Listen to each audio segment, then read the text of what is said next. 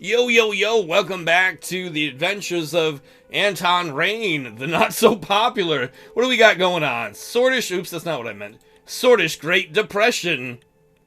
The current economic climate in Sordland, despite the fact that trade is way up and economic growth is way up, we're in a depression. The current economic climate in Sordland has taken a severe downturn, leading to what is now referred to as the Sortish Great Depression.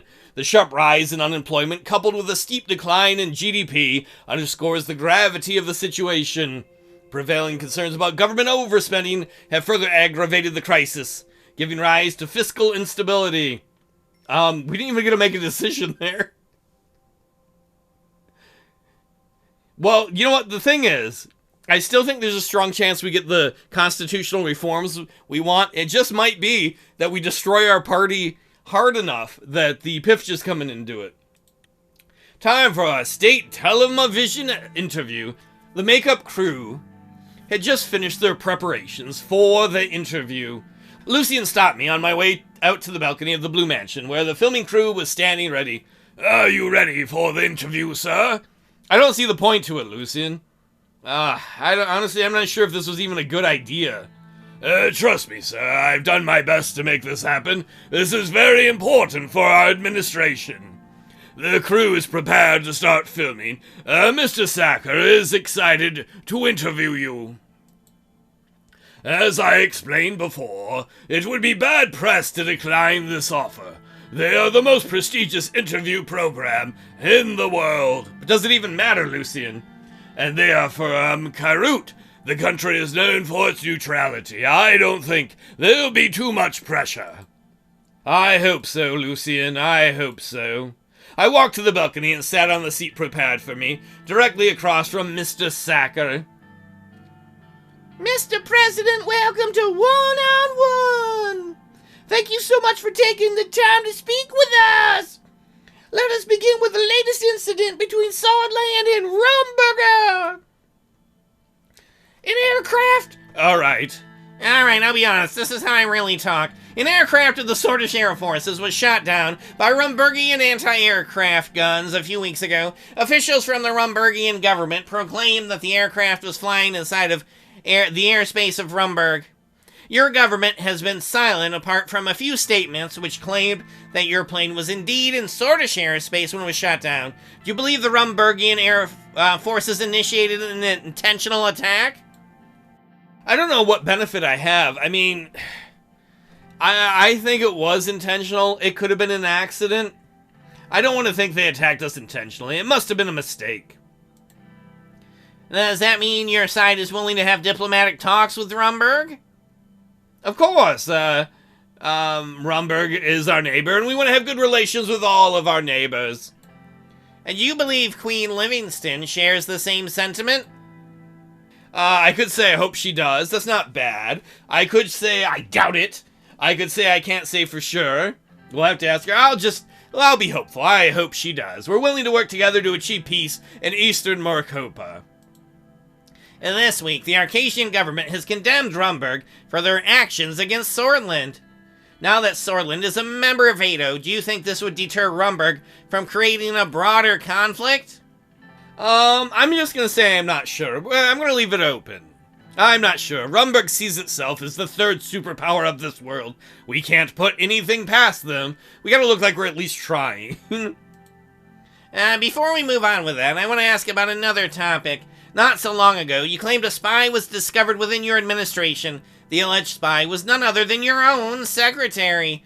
The resulting scandal resulted in Mr. Vectorn, who I sound remarkably like, leaving office. He was blamed and you appointed a new vice president. Many claim that this was just an internal political move designed to replace Mr. Vectorn. What do you have to say about these accusations?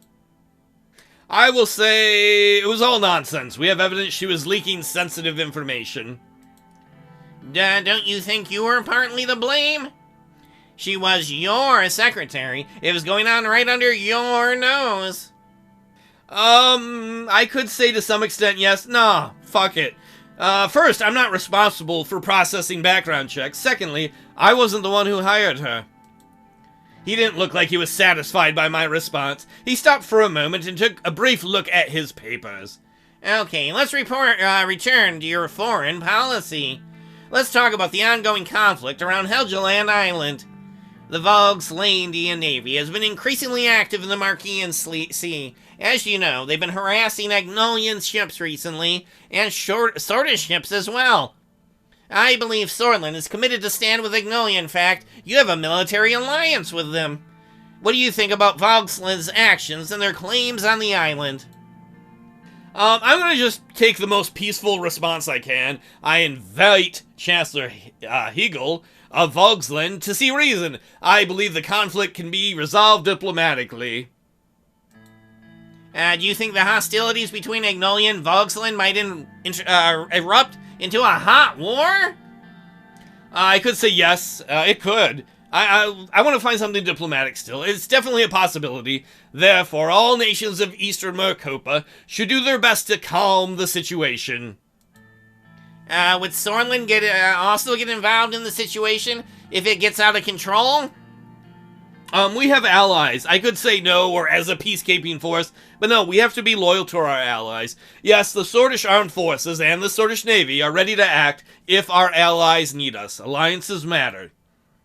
Why is it that you support Agnolia's side in this conflict, Mr. President? I could say because the island belongs to Agnolia. I don't want to. I want to stay as neutral as I can. We're not really neutral because we're on a side. I could say because we have good relations with Agnolia and they control the island. But I want to be as diplomatic as possible. I'd rather not pick any sides here, Sacker. But it's Volksland who's harassing Agnolia here with their navy and exasperating the problem. Okay, let's move on to another topic.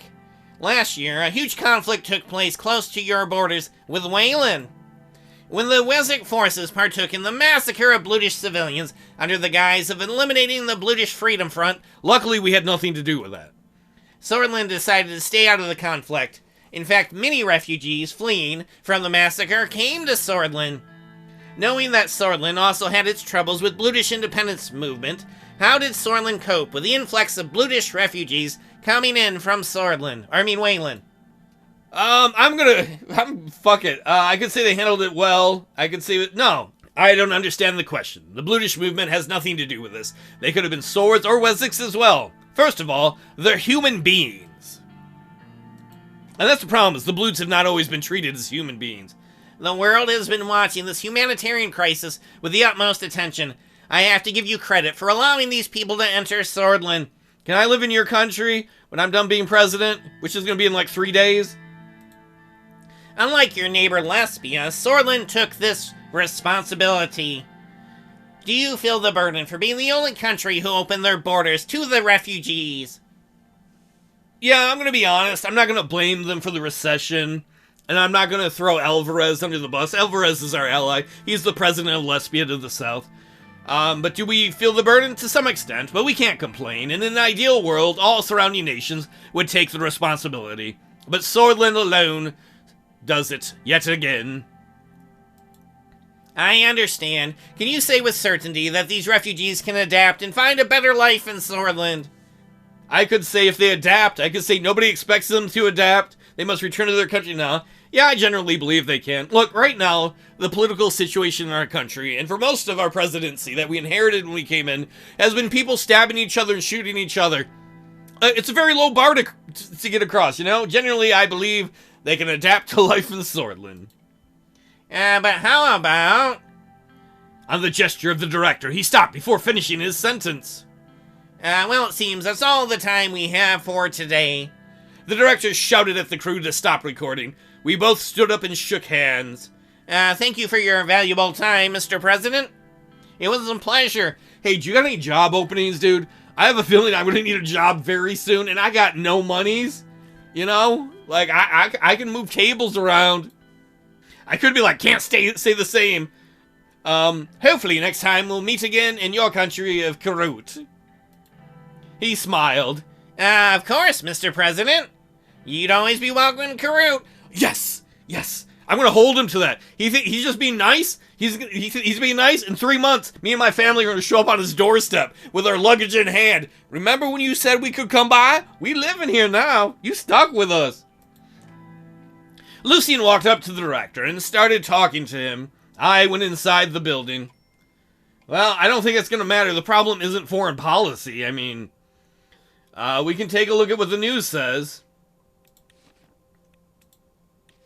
Protesters occupy the Blue Mansion. We already know that. We already read that. Police surrounded the mansion and are still waiting for the protesters to leave the building. The crowd chanted the slogan, "Say no to divided Sordland party." Swordist Great Depression, we're going to just ignore that. The Lockhaven Times. Football stuff, boo, we're going to ignore that. New force in politics, the People's Front. Yesterday, the leaders of the CPS and the WPB came together to announce a coalition named the People's Front. The WPB's new leader, Mansour Leaky, is chosen as the coalition's presidential candidate. In their public statement, both leaders explained the reasons for the alliance as the unfairness of the high election threshold. It is certain that this alliance has the power to shake down the current status quo. That is great. So the problem is with the election threshold. I'm sure you remember, that was the most important thing I wanted in the new constitution. And we couldn't get it through our own party. By having these two parties, the commies and the workers' party of the Blues, unite, they will probably get enough votes to get over the election threshold and get representation in the Congress. So, you know what? Our party, eat a dick. The radicals just saying that they join forces, the commies and the workers' party of Bludia. Living standards suffer. Yeah, the economy's shit. Ever since President Rayne entered the Maroon Palace, it has gotten worse. We're in the pit of an economic depression where people are losing jobs, houses, and lives on a daily basis. Well, then you go out there, radical, and do something to fix it. What do we got here? This has got to be about the two parties uniting. Mansour Leaky. He's formed an alliance with the communists. This is going to be the leader of the new party, as him and the workers' parties join. What else we got? In order. Organized crime is contained. Finally, our anti-corruption police has taken care of. I mean, it's not gotten rid of all of it, but we've contained the giant problem of organized crime that's been in this country. Hopefully, this will lead to some stability that is much needed. I mean, I don't think the odds of us getting reelected are very high, but there are a lot of good things we have done for the nation. What else we got? Sarna. WPB leader poison. The leader of the Workers' Party at Bluja, Ijal, was poisoned by a nerve agent and hospitalized in serious condition. During his trip to Sarna to deliver a speech for his campaign, he suddenly became ill after eating zabla with a local family. That is very disconcerting. What do we got in Whole Sword? Monsoon Leaky might return to the WPB to fill Ajal's role. Was this before or after the parties united? Oh yeah, Monsoon Leaky becomes new leader. That's fine, of that other party. Maybe we can join. Controversial PR visit. Following a brief visit to Lockhaven, there has been an outcry against the unpopular president, with violent protests feared to be imminent. The city is deeply unhappy with the president's term, and there have already been some calls for Rayne's resignation. And what do we got in Arvery? I think that's everything else. Private meeting with Lilius Graf. Why? What do you want, Graf? Like, seriously. The historic Graf Manor lay on the outskirts of Arvery. At the end of a long winding drive, nearly 2 centuries old, it was as formidable as Lilius herself. Lilius had invited me here for a private dinner, just the two of... Why did I go? Look, if these are the final days of my presidency, why would I go hang out with somebody I don't like? I wasn't sure of her motivations, but was happy to have an excuse to escape the chaos back in Whole Sword. Serge dropped me off at the door. I'm gonna knock. I'm not gonna be rude. I used the heavy brass knocker to signal my arrival. The butler answered and showed me into the parlor. Gas lanterns lent the wood-paneled room a cozy orange glow. Lilius was sitting on the sofa. Above her hung a nearly life-size portrait of a sallow, unhappy-looking young woman in a lace ball gown.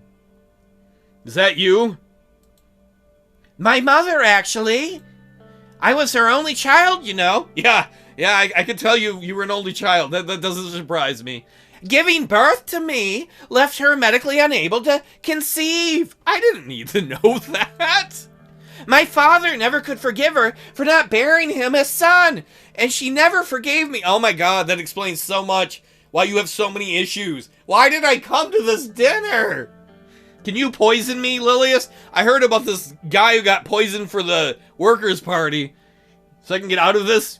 She took a measured sip of one of the 2 glasses of sparkling wine she was holding and handed me the other. Sounds like a painful childhood.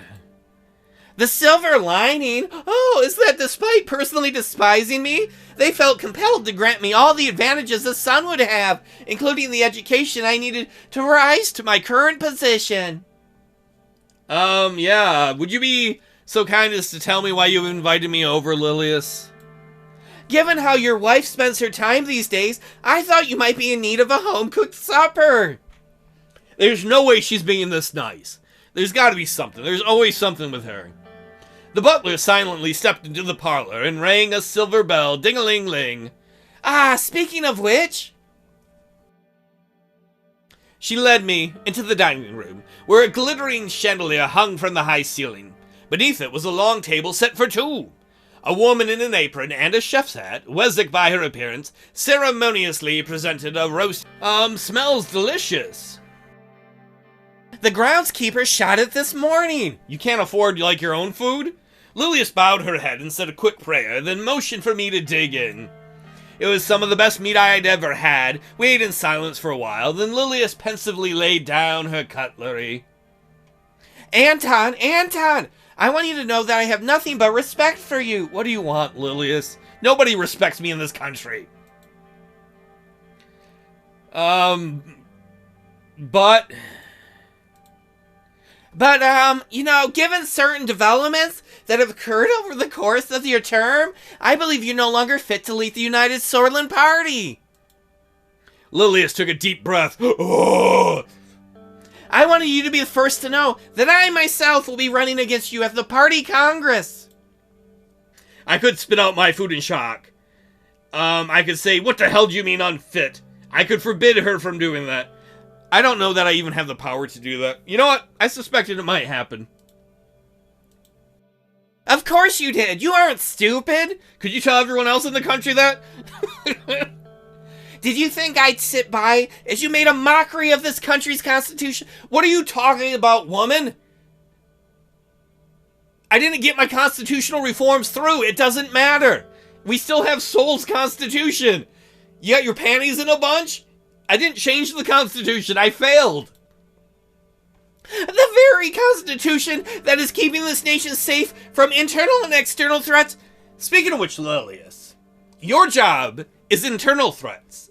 And there's been nothing but problems with internal threats. The Constitution is not protecting us from that. And you, who are supposed to be doing that, might I add, I did increase funds for, you know, shit like that, you haven't done anything about. Even if you weren't steering this party further and further from its roots. You're a disgrace to the good name of Tarkin Sol. Alright, that's a bridge too far. You invite me to your house to insult me? You could just tell me you're running against me. You don't have to be the cunt that you are. I could ask how much money would it take to stay on my side. I'm not going to. I could say, did you poison my food? I could fire her. Yeah, you're fired. It's a little late for that. I'm doing you a courtesy tonight. I didn't want to surprise you at the Congress. You might as well, because you were rude to me.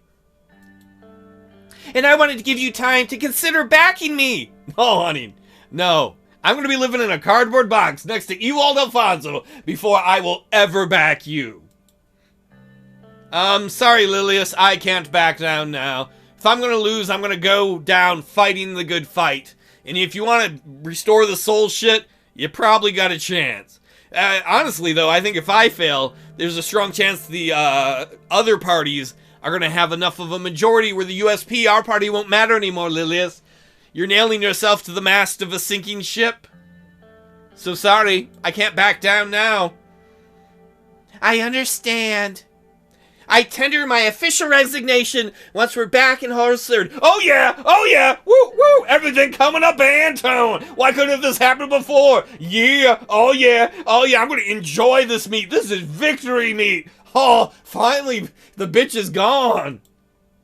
I rose from my chair, shoving as much meat in my mouth as I could. This is good. I could say, I understand now why you never found a husband. That's hilarious, but no. I could say, may the best man win then? I'm going to. It's an asshole thing to say. Oh, fuck it. I'm gonna be a gentleman. I'll take my leave. Thanks for the evening nonetheless. Because the thing is, Lilius, if our party can't be united for what's good, I will make sure our party loses. This country's gonna change one way or the other. Even if it takes a bullet in my head to do it. I'll have the butler show you out. Thanks, Jeeves. She stayed seated as her butler gently let me outside. As Serge and I drove away, I looked in the rearview mirror and saw her silhouette in the doorway. So I was being challenged from within my own party. At least Lilius wouldn't pose much of a threat. Or so I hoped. Dun dun dun.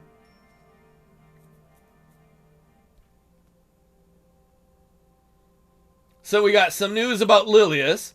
I don't gotta deal with her ass no more. She resigned. Woo, woo. Victory. What do we got in the news? Minister of Interior Graf resigns in a sad turn of events. Sad turn? I'm throwing a party, man. I'm gonna go to prison and hang out with Peter. No, I'm not gonna do that. Fuck him. Some insiders speculate Graf is preparing a run for the USP leadership. Man, the whole third post is gonna be happy when they find out she is. What's the radical say? Graf throws in the towel. More chaos in the Rayne administration as Lilius Granny Graf resigned from her position as Interior Minister. The reasons for her resignation were not publicly given, although as one of the country's most hardline solists and religious conservatives, it stood to reason that she and Rayne would have a falling out at one point or another. We'll be watching her next moves extremely closely. I can't imagine she could win the presidency. I could imagine she could wrestle control of the party from us. That is very possible. But if so, then our party is probably doomed. If not, our nation's doomed. Whatever. Thanks for hanging out, y'all.